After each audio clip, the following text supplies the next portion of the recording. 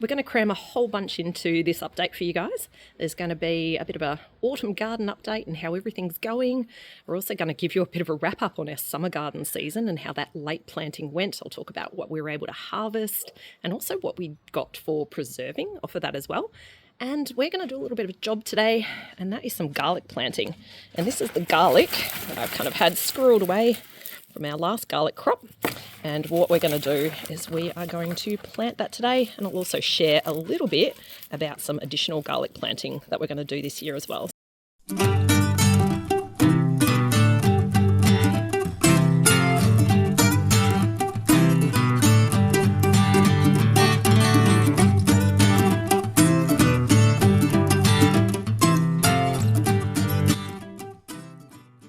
G'day there, it's Rachel from Bush Hedge Homesteading Australia, and I thought it was about time I gave you guys a bit of an update on our autumn garden and how everything's going.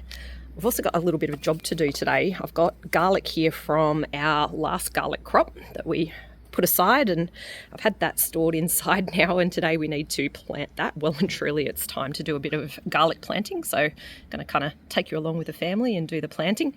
But it's been a little while since I've given you a bit of an update, and the last update I gave, I think that was just after we got back from our holiday, and I think that horrible croaky voice and sounded terrible at that stage.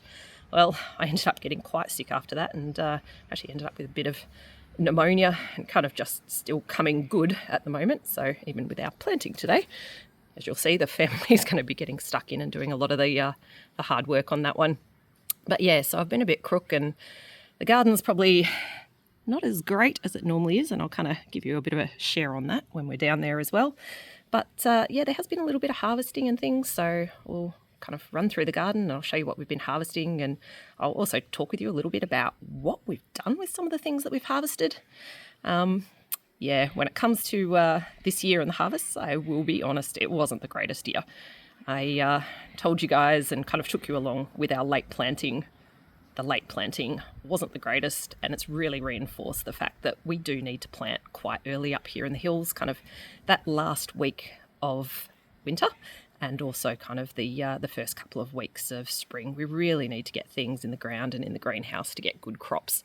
So that was definitely a bit of a reinforced learning for us. But yeah, we did get a few good things out of there. You know, there's our staples that always do well, and I'll kind of show what we did with those. And yeah, as I said, I'm going to take you along and get this garlic in the ground. We're doing a little bit of an experiment with garlic this year, and yeah, when we're down there, I'll explain a little bit more about that as well. So it looks like Coop's going to come along with us, and he's going to help with a bit of the garden update today. You have to excuse me if I'm still a little bit out of breath, still not at full form quite yet, but definitely getting there. Alrighty. Now, I am going to warn you guys, it is a little bit kind of messy and overgrown in this garden bed area. And that's because I normally do a lot of just kind of wandering down through the garden. And as I see weeds, I normally just kind of pick them. And because I've been a bit under the weather, I haven't been doing that. And that means a lot of these weeds have got horribly out of control when it's all getting a little bit overgrown at the moment. There's still a few things going on in the garden though. We've got some tomatoes still kind of coming through. I picked a whole bunch of ones that were blushing yesterday, and there are still ones that are kind of blushing, like this one here. They're not the biggest, the ones that are still coming through at the moment. The ones that are blushing though, I am trying to grab them quite quickly because we're having a bit of a problem at the moment, and that is we're getting nibbles by rats. And we're also getting bugs, and also with the turn of the season, things are just starting to get a bit icky in the garden. It really is getting to the end of tomato time at the moment. So yeah, very soon they will all be coming out. In this area here, there's the rosellas, and they are looking beautiful. But this is kind of my first year growing rosella here, and I'm not sure really that I'm actually going to get anything off of it, because even though the plants are looking lovely, there's really not a lot of sign of, you know, decent flowering or anything like that. You can kind of, let's see if I can get that in focus. You can see here it looks like something's happening there, but I'm seeing people harvest buckets of rosella at the moment. and there's no indication or sign that I'm going to get anything like that anytime soon. And obviously the weather's starting to get cold and wet now here in the Dandenongs. In fact, we've started the fire this week. Yeah, we've definitely had that kind of turn of the season. That means things like the cucumbers, which I did get quite a decent harvest off this year. And there's still a couple coming through. They're starting to come to a bit of an end now, so you can see powdery mildew starting to hit them. Just about time for those to all come out. Behind, we've got some spring onions. They're starting to get to that stage where they're getting big, and what you find is they get a little bit slimy inside when they get to that stage, so they're kind of coming to an end as well. Time to put in some new ones in a bit of a winter garden. We are still picking our little tomatoes, so there's a few of those on there. So I'll just keep that going for a while until that plant starts dying back as well. Now, a lot of our outside pots of like chili and the capsicums, I've now moved those into the greenhouse. And in fact, this here, actually I should move back a bit. That's our lemongrass. You can see it's starting to look a little bit yellow. That's really just happened this week again with the cold.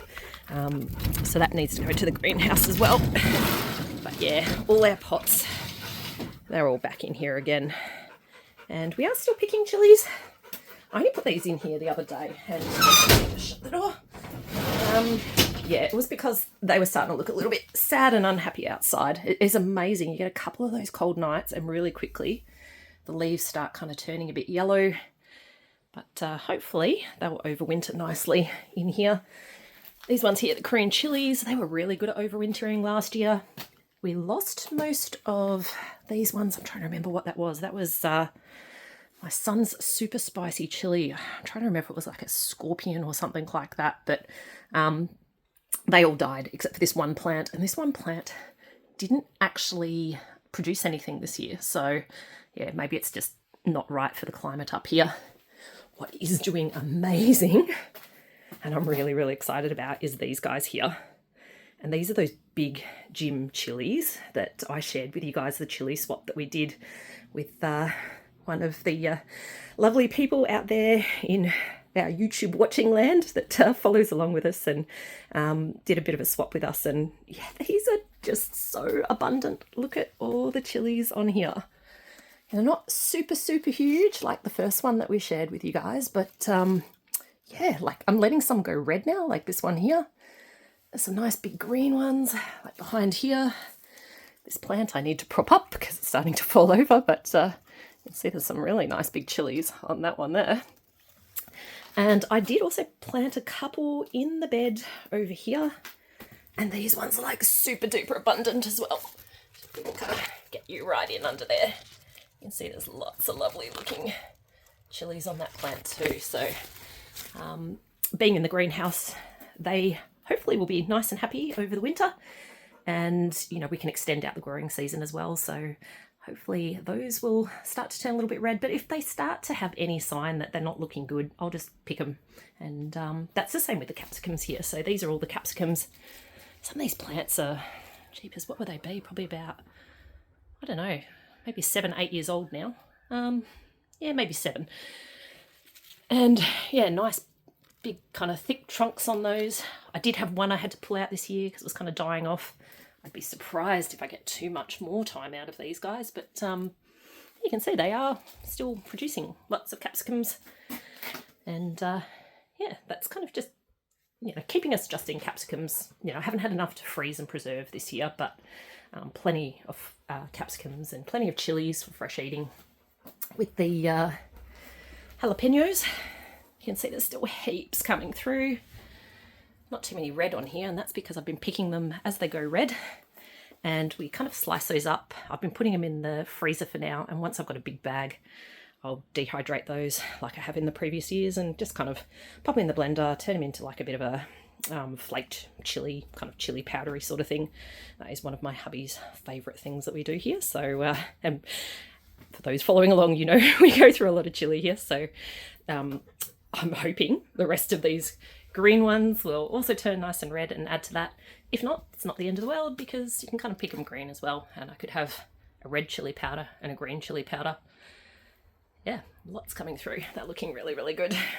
Oh, I should mention with the Korean chilies, because we only kind of get a few ripening at a time, all I'm doing is kind of picking those as they ripen, and I pop those in a bag in the freezer as well. And when I do the dehydrating of the jalapenos, I just dehydrate the Korean chilies as well, turn it into a Korean chili powder, and that goes beautifully in our kimchi. That there is our sweet potato bush. I expect that over the next couple of months will start kind of dying back as soon as it starts getting a bit colder. And as soon as it has that sign of kind of dying back, that's when we dig out all the sweet potatoes, and then they will kind of carry over for next year. I just leave some little bits in there and it always kind of comes back. Alrighty, continuing through pumpkins. The late planting is not a good thing for pumpkins. So as you know, we got our seeds in super duper late. And pumpkins, they just need every single moment of growing season here in the Dandenong Ranges. And yeah, it's kind of sad because I'm seeing people at the moment with beautiful big pumpkin crops. I think I've got like 3 in this little area here. The beans did really, really well though. You know, really coming to a bit of an end now. There's a couple that are still coming through that, you know, are okay for a bit of a meal, but you can kind of see the leaves are starting to turn. And what I'm doing now is I'm letting some of the bigger ones like this, and there's a couple over here, just go. And I want that for seed for next year. I haven't bought bean seed for many a year now. We did get a few extras to preserve. So with the beans, all I really do is just chuck them in a Ziploc bag in the freezer. And I like using those for stews and slow cooks and things like that in the winter time, which we did our first one of those this week as well. Winter is coming. But even though winter is coming, there's still some beauty in the garden. Dahlias are doing really, really well. And yeah, some beautiful ones still kind of coming through. I'm not looking after them too well. I've had a few kind of drop to the ground. I am noticing this area is getting really quite dense now though. I left these in the ground over the last winter. Last summer was kind of the first year I put them in. I am thinking I'm going to need to lift them this year, kind of split, which is great because I'll be able to put some tubers in other areas. But yeah, I don't think I'd want to leave them in the ground again because I suspect they're just starting to kind of get a little bit too dense in the ground there, which is not ideal for the plants. And to be honest, I want to be able to use this area around for our fruit and veg growing. And I don't want the roots from these flowers kind of getting into that zone and taking all the goodness out of the ground. So that's a little bit of a job ahead. Actually, this area here is where we're going to come back to later together with the family who's going to do the digging for me. And this is where we're going to put in the first lot of garlic as well. So that's our little spot for today. Over here, these are the Cape gooseberries. They lasted a couple of years. But as you can kind of see, they've died off now. The cool thing is there's still kind of plenty of fruit through this area and on the ground as well. So what I'm hoping to do is harvest some of that and hopefully use that for getting some seeds and seedlings going for the next year. Just a little bit of, I think that one's celery there. What else have we got? The zucchini. Zucchini is kind of coming to an end. Let's go do a bit of tightrope walking through here and have a bit of a closer look. Still a couple of zucchini coming through. But again, we're getting to that time of the year where powdery mildew is kind of taking over. That plant needs to come out pretty soon. This is also where we had lots of pumpkins on this side. And again, seeing a little bit of powdery mildew on the leaves of those now. Didn't really get a lot of pumpkins over here either. I think that's probably the best looking one. And that's the size of my hand, and that's the pumpkin, and that is tiny compared to what we normally get. In fact, I think there's 2 in here, and that one's even more tiny. Cosmos have been amazing. Thank you, Kat and Justin over at 5 Acre Farm. I've absolutely thoroughly enjoyed having these in the garden from your seed this year. They've done amazing. I've actually harvested some seed off of that, so hoping to get that going for next year. Oh, there's one of our bees enjoying one of the flowers. Let's see, will you zoom in on it? There we go. Having a bit of a lovely feed in there. Take that back to the hive, make more honey. The sunflowers have all started dying off. Let's see if we got some seed. I haven't spent a lot of time in the garden, so there's a few things I've not been checking too well. Let's see here. Ooh, very nice. There is seed in there, which is super surprising because the cockies normally get this before we get a chance to get to it. These popped up, these plants, so I can't remember what type of sunflower they were, but it doesn't matter because that seed there, our chickens are going to love because they're actually going to get some this year. That is really, really exciting. All right, let's keep wandering. Oh, beautiful dahlia. Can't eat it, but to be honest, all these additional flowers in the garden this year have been food for the soul, let's just say. That one there is one of the cafe au laits, and the first year I've grown that and it's produced so many flowers, which is awesome. Moving along, raspberries. As always, these were wonderfully abundant.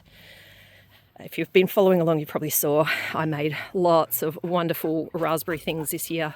You know, there was the chocolate raspberry sundae topper. Oh my God, that stuff is so, so good.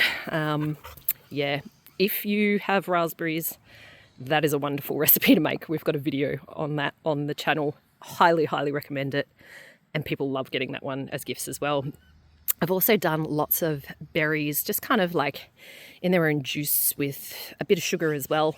And I've popped that in jars, you know, like preserves for the shelf so that we've got them on hand throughout the winter for a couple of different things.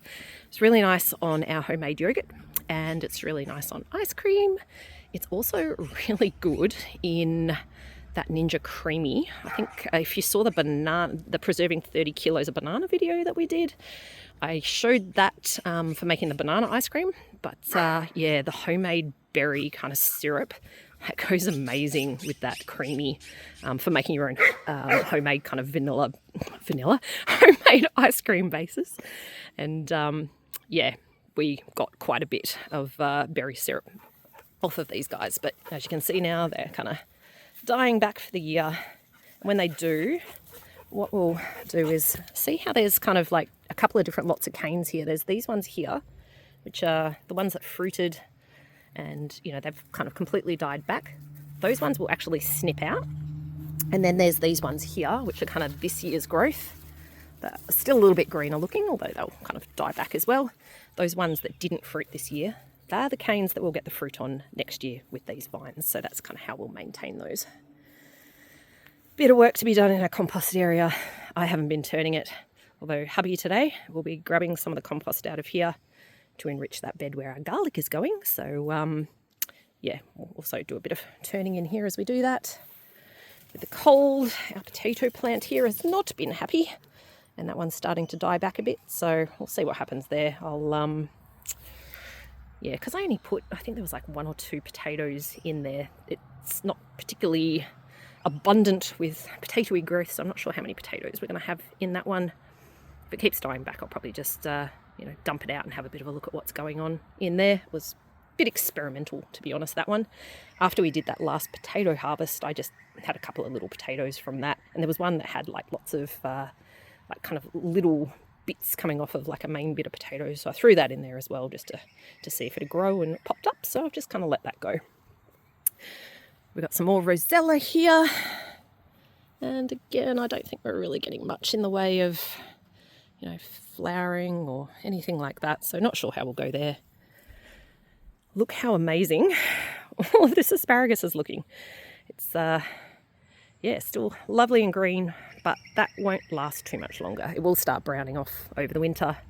When that happens, we'll kind of snip it off at the base. And then next spring, when it pops back up, that will be our lovely, edible, yummy, delicious asparagus. But we have to wait. Over here, this is where we had tomatoes. I'll just back up a bit so you can get a decent view. These ones here were the Amish paste tomatoes. Unfortunately, didn't get to pick a lot of those. I think I've got one big bag in the freezer. There has been like ongoing picking that we've just been using to make like tomatoey sauces and things like that during the summertime. But yeah, definitely haven't preserved up a whole bunch of jars like I normally do off these guys. We, I don't know, there's been a lot going on this year. obviously getting crook as well lately.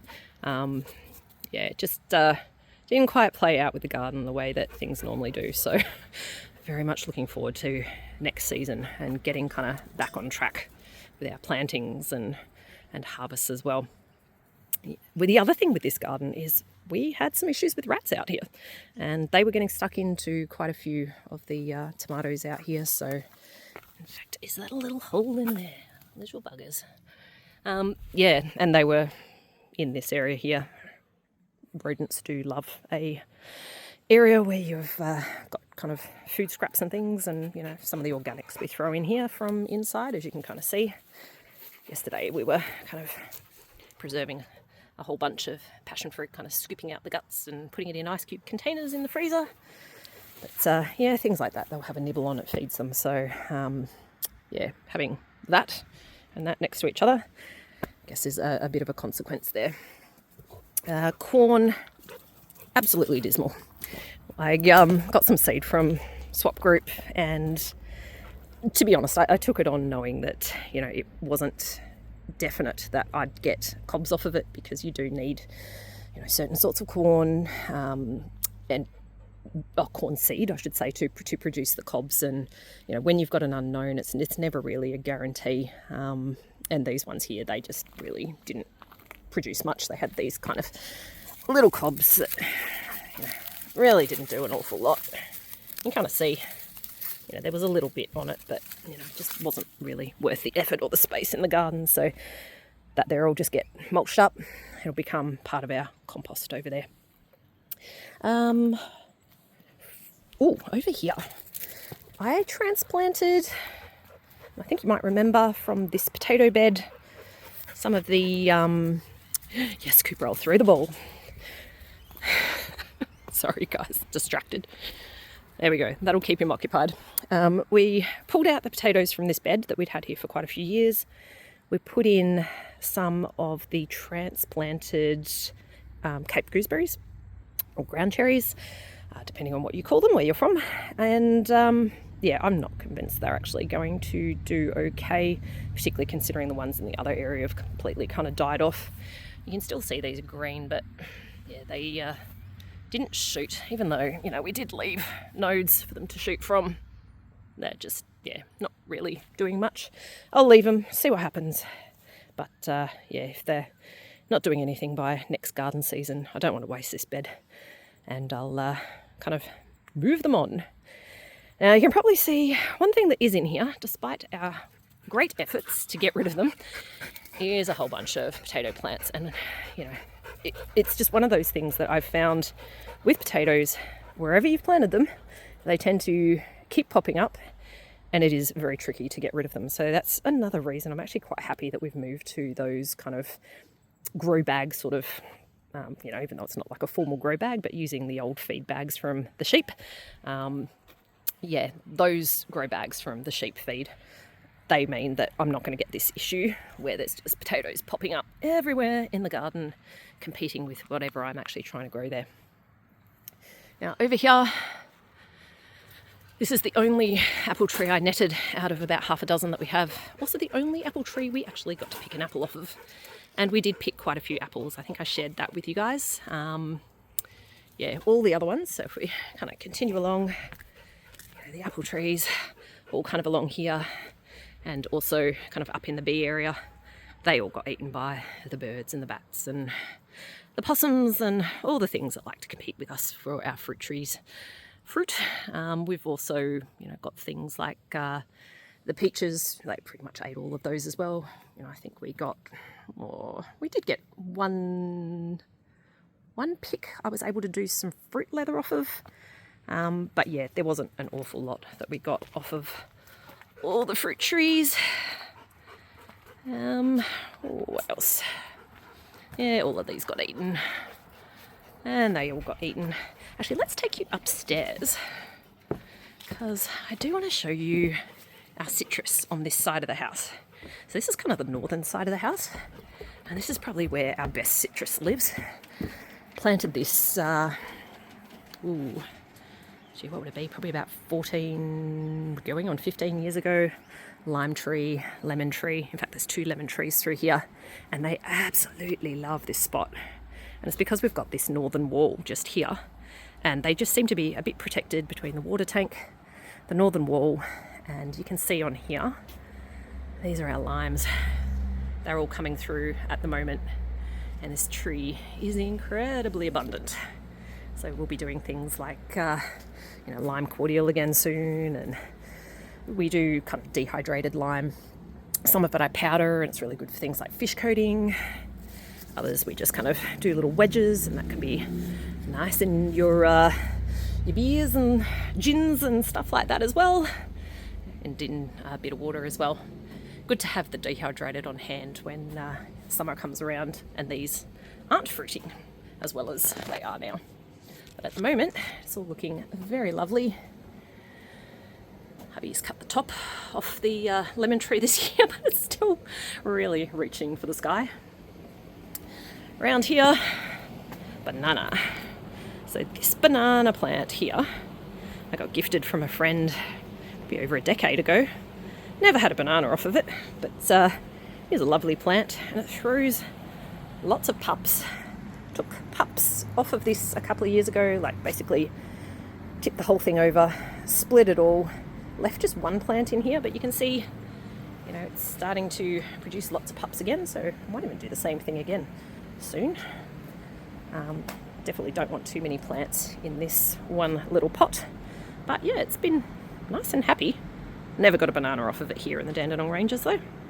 But what was really cool is all those pups are now out the front here, and that's the pups in our herb garden out the front. So you can kind of see they've really loved this spot that they've been in for the last couple of years now. And yeah, they're all kind of looking really good. That is our persimmon tree, one that we have covered. And the reason that we've covered that is because we will not get a persimmon off of it. We've got another persimmon tree, there's not one on it. And I love persimmons, the kids love persimmons, so we definitely want some of our persimmons. And over here is our fig tree. All right, I'm going to take you up there because I want to show you the figs. So figs, over the last couple of weeks, is something we've been picking quite a few of. I've actually got some in the dehydrator right at the moment, making what our kids affectionately call figgy chunks, which is basically just kind of slices of fig that are dehydrated. Nothing more than that. We don't add anything to it or anything like that. And they are absolutely delicious. What else have we been doing? Oh, fig jam. So my youngest actually did our fig jam this year, which was really exciting to see him kind of getting stuck in and doing that. But there has been quite a bit of competition between picks. It's just really lucky that this tree is as abundant as it is, that we are actually getting a little bit of a share this year, despite the fact that the birds and the bats and the possums and everyone else are kind of taking a bit of a share as well. You can kind of see, I don't know if I can zoom in, kind of show you things like that, where they get stuck in and eat the fruit. But yeah, I definitely don't mind this year the way they're doing it, because we're actually getting some, whereas last year we got none. Anyways, that's kind of a bit of a quick run around the garden. I think we still probably took about 20 minutes to do it, but there's a bit to show you. Yeah, so let's go now out the back. Let's get the family all wrangled, and yeah, let's get those garlics in the ground. So as mentioned, this is the spot we're going to plant the garlic, and hubby's just gone off to shovel some of our compost into the wheelbarrow, which he's going to bring over here in a second. These are our garlic cloves that we're going to plant. Now what I'm going to try and do is kind of mark a bit of an area kind of along here. This zone here is where we're going to put the garlic. That's our garlic. But I wasn't particularly happy with the size of our garlic from last year. Yeah, like every year what I normally do is save our biggest cloves, and that's what I plant for the next year. And year on year they've all been pretty good, but yeah, last year they were all pretty small. So these are the biggest ones, but they're not that big. fact, that was probably one of the better ones I was just holding. A bit of a combination of two different types here. There's, what is it, purple or red dynamite and Melbourne Market. That's the two different types. Haven't really kind of separated them. They've kind of become intermingled over the years because we haven't bought garlic for years now. I think it's going on probably about 8 years since we've kind of bought any garlic for planting. But yeah, because they were all so small, I have actually made an order through a company, I can't remember the name off the top of my head right now, that does seed garlic, and I've got 4 or 5 different varieties coming. I think it's just like a clove or 2 of each. So what I'm going to do throughout the rest of this bed is kind of mark other little zones when they arrive, and I'm going to plant those. Now it's mid-April at the moment, which is a little bit later than when I normally like to plant garlic. I normally do it last couple of weeks of March to the first couple of weeks of April. As you've probably realised, we're pretty fluid around here in how we plant things. You know, we're not like this week is when we plant every year. That's just not our lives. So we fit it in when we can fit it in. And it's all kind of worked out year on year doing it that way. We very, very rarely get to a point where we need to buy some garlic. It's been a very long time. But yeah, what I'm kind of hoping is that that garlic order comes soon. It's not here yet, and they did actually send an email, I think it was about a week and a half ago, saying they were running a little bit late, which is starting to get me a little bit later than I would like with the planting, but it is what it is, and yeah, when it comes, we'll plant it. I will probably do another video with you guys then with a little bit more detail on the garlic planting when that one arrives. And I'll kind of show you the different zones that we set up, and then we'll follow that through together just to see, you know, how the different varieties perform. But I can see hubby's over there at the moment shoveling, so what I might do is go over and we'll have a bit of a look at that compost. Alrighty, so that's some of our compost coming out of this area. It's just kind of like old soil and lots of sheep poo. Lots of sheep poo actually goes into this, and as you can see, lots of organic kind of gardening waste as well. And that's it, all in there. Okay, you can still see some of the little pebbles, and I'm sure you can guess what the pebbles are. There's a hint. And yeah, essentially what we're going to do is we're going to take this over and just improve the soil a little bit over in that area of the garden that we were in before. And the boys are busy too. They're getting rid of all those tomatoes that we looked at together before. Yeah, they're all just getting a bit too far gone. Salvaged a few, but yeah, I think time to turn this bed over and get a few different things in here. We're going to reuse all this mulch. So the first step's really just kind of pulling that back to the side, getting back down to the dirt, and then all that wonderful compost is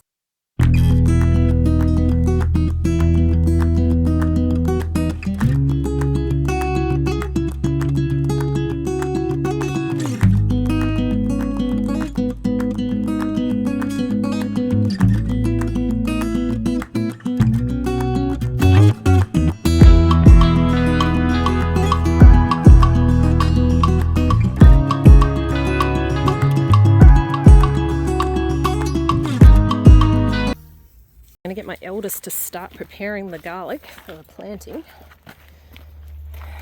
So do you want to start just splitting those cloves for us so they're nice and ready to go in the ground? Okay. Do you want to share how you split the cloves? Start as you peel the top up kind of like a banana until you can see the individual cloves. Yep. It should look something like this. Yep. And then you separate the individual cloves. Yep. Perfect. And then you're just going to pop them in a little pile here, aren't you? Yeah. Actually, this is interesting. Can you see this popping up and this popping up? Mm-hmm.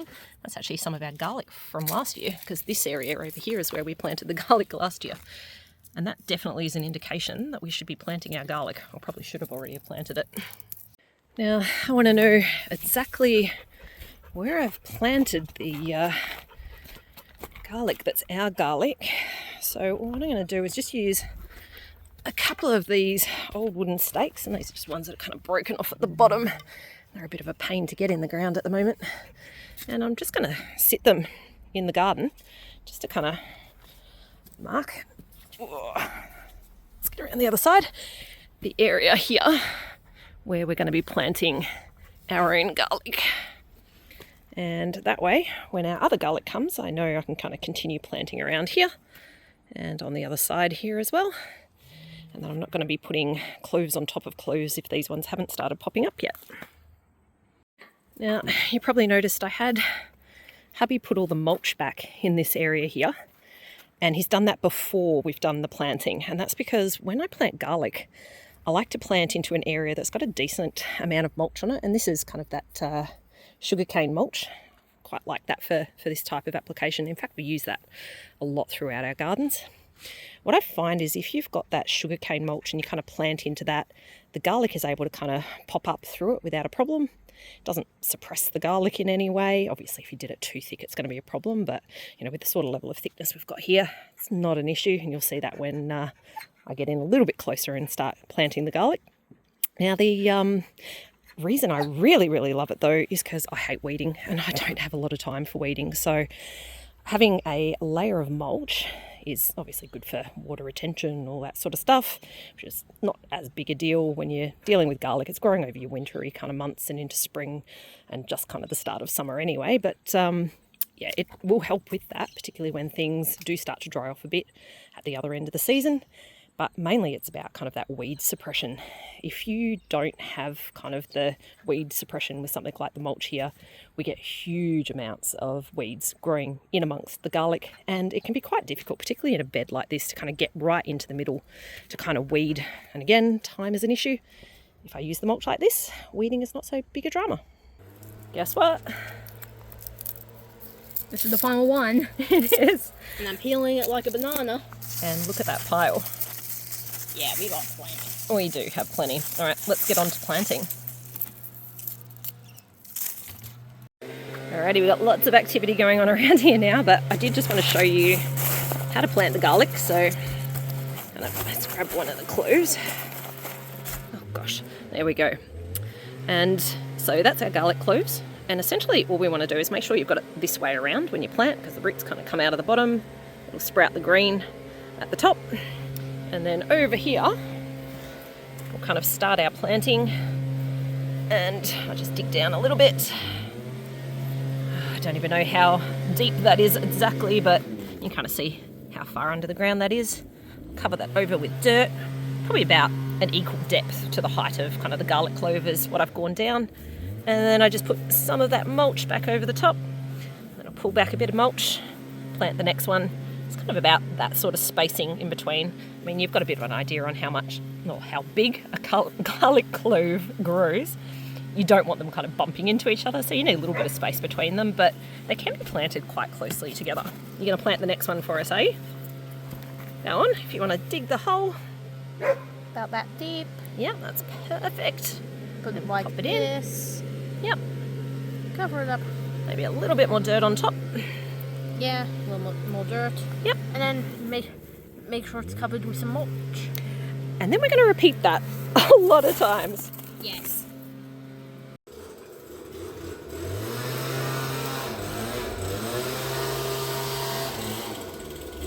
What I'm going to do is just show you a little bit of a trick for keeping your lines fairly straight, and also to make sure you don't start planting on top of each other.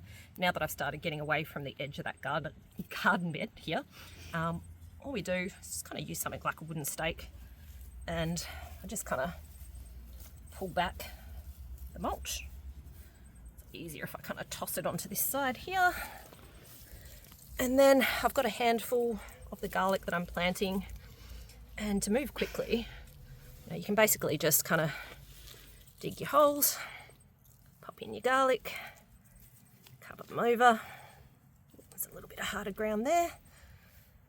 Again, another one there, cover it up, and just kind of work your way along using the stake as a little bit of a guide. Covering.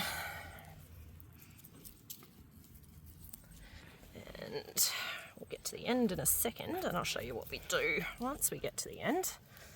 Just a couple more to go. There's our last one going in. Covered that one up. And then the straw goes kind of back on again. Making sure we've got all that nicely covered. And then I just kind of move it down again. And that's going to become my next row. Well, that's that. The bag is empty. And our garden bed is all planted. So this area here is all those garlics. In fact, it was pretty much the perfect amount. Went right down to the end, pretty much at the spacing that I showed you up here at the start. And also, as we started getting into the middle of the bed as well. As mentioned, I have got some more garlic on order. So once that comes, I am going to take you along with planting those, and I'll show you what they look like as well. And it will be a really interesting experiment, kind of seeing all the different zones in this bed, particularly considering we've planted it all, not planted, we've prepared it all up the same way, just to kind of see how it all grows and, the different sizes of the bulbs that we get. And that might help inform me in terms of what we continue to grow in this area as well, and kind of retain for our seed, or our clove seed for next year. So thanks a bunch for joining, and catch you later.